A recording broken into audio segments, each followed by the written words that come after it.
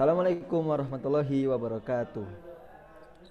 Perkenalkan, kami dari kelompok 5 yang mendapatkan tugas makalah sekaligus presentasi mata kuliah Akidah Akhlak dengan judul Iman kepada Hari Akhir. Anggota kelompok 5 yaitu saya sendiri Muhammad Rimi Wisdan, lalu teman saya Muhammad Hikmal Arsyarf, serta yang terakhir yaitu Sofyan Afandi. Langsung saja menuju ke topik pembahasan. Pertama, yaitu pengertian hari akhir. Hari akhir adalah hari di mana dunia dan seisinya binasa, ya, dan tidak ada kehidupan lagi. Jadi nantinya, sebagaimana kita ketahui bersama bahwasannya tidak ada yang abadi di dunia ini, termasuk bumi dan seisinya. Ya, lalu beriman kepada hari akhir adalah percaya dengan sepenuh hati bahwa suatu saat alam semesta dan seisinya akan hancur dan berakhir dan binasa. Lalu terdapat 3 golongan dalam menyikapi hari akhir. Golongan pertama adalah golongan ateis, yaitu golongan manusia yang mengingkari atau tidak mempercayai adanya hari akhir. Juga disebut dengan golongan mulhid, yaitu tidak mempercayai adanya Tuhan.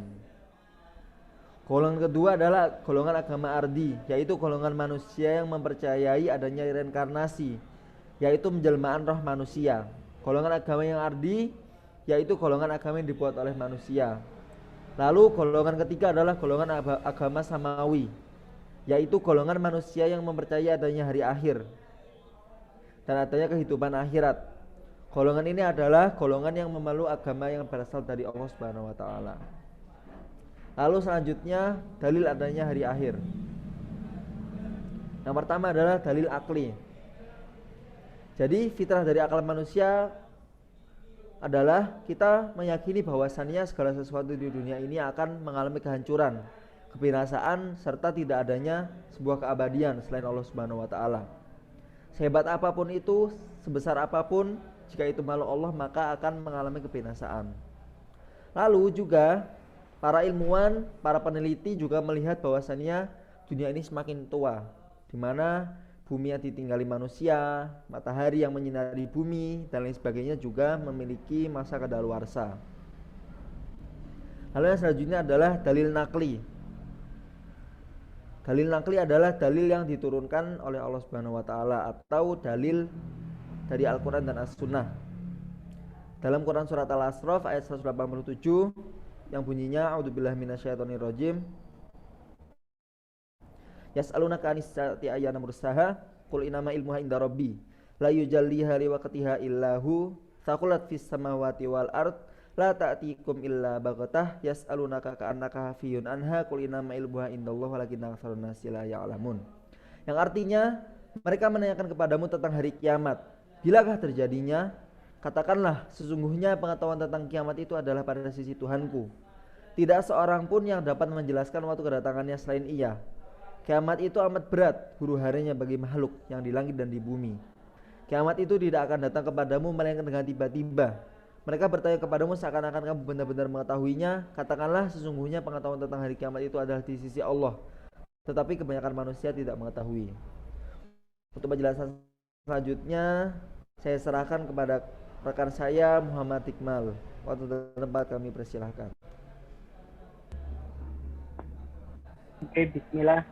Di sini saya akan sedikit menjelaskan peristiwa yang berhubungan dengan hari akhir.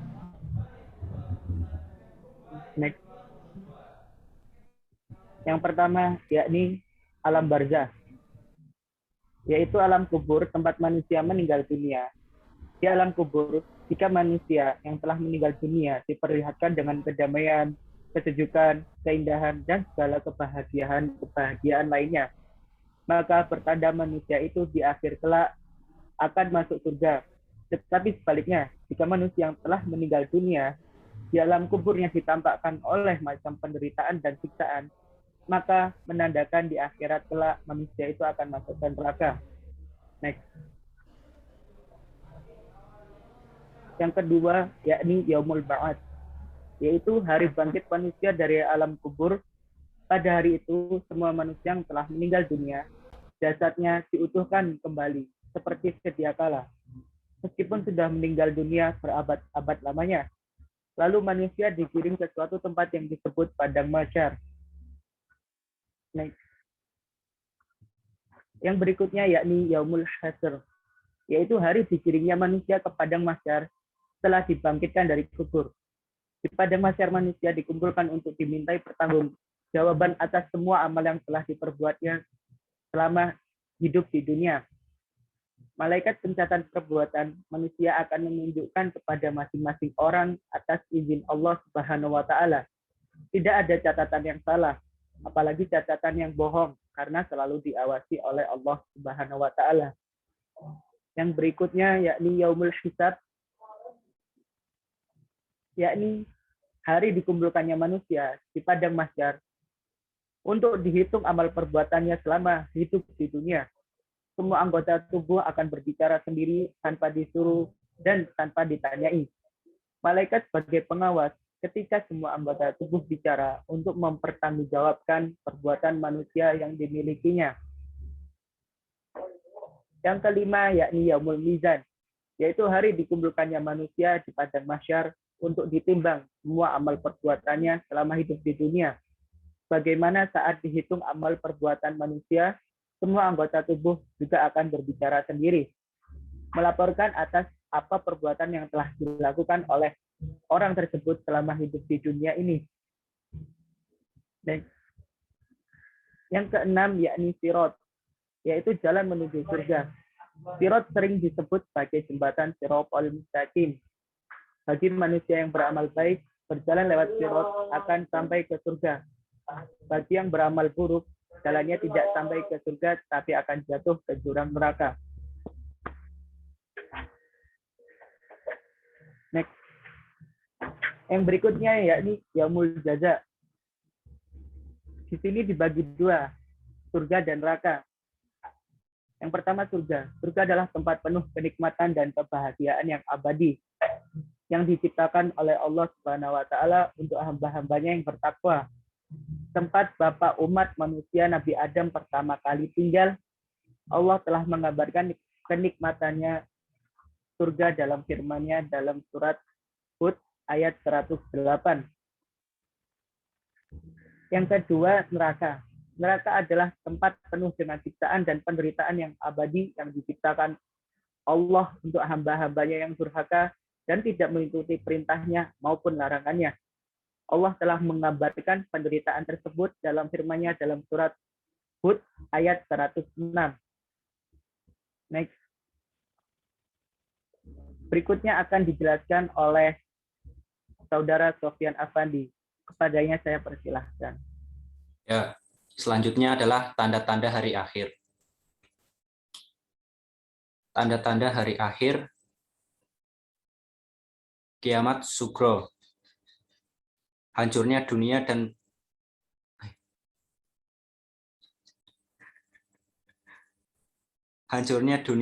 banyaknya kemaksiatan. Yang kedua, banyak orang yang berbuat maksiat tetapi tidak merasa salah dan dosa. Yang ketiga, banyak masjid megah tetapi sedikit jamaahnya. Yang keempat, pergaulan bebas semakin meluas. Yang kelima, banyak anak yang durhaka kepada kedua orang tuanya. Yang keenam, ilmu agama diabaikan. Yang ketujuh, korupsi merajalela dan banyak orang hidup bermegah-megahan.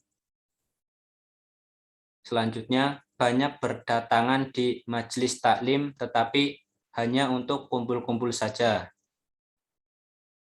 Selanjutnya, banyak yang enggan mengaji dan mengkaji ilmu agama. Selanjutnya, banyak orang yang hanya memikirkan kepentingan dunia saja. Yang terakhir, menghambur-hamburkan harta dan enggan bersedekah. Next.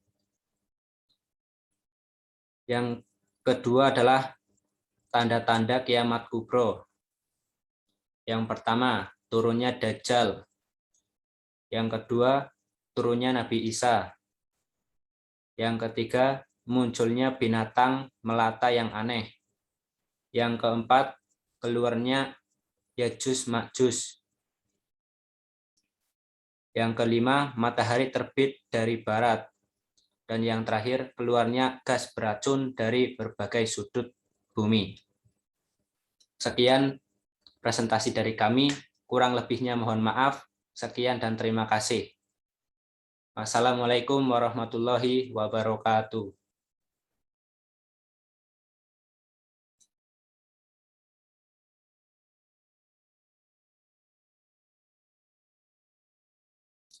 Udah kan? Unmute. Ya, mungkin cukup sekian dari kami. Kurang lebih mohon maaf. Assalamualaikum warahmatullahi wabarakatuh.